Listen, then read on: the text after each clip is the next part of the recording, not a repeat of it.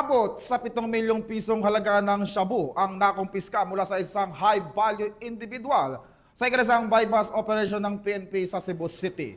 Patrol Woman Flora May Asares sa report.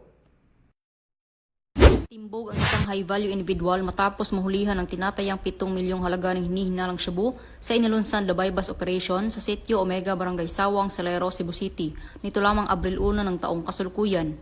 Kinilala ni Police Captain Giancarlo Reyes, Officer in charge ng Police Station 6 Cebu City Police Office, ang suspect na si alias Norman, 37 anyos, na residente ng Sitio Lawis, Barangay Mambaling, Cebu City, at kasalukuyang nagtatrabaho bilang isang construction worker.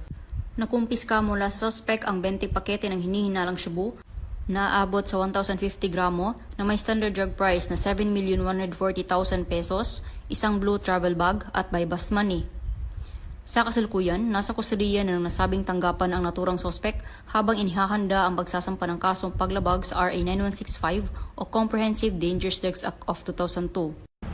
Ang matagumpay na operasyon ay patunay lamang na ang mga kapulisan ng Central Visayas ay nagpapakita ng kanilang kakayahan at kasanayan sa pagsugpo ng iligal na droga tungo sa isang mapayapa at ligtas na bagong Pilipinas.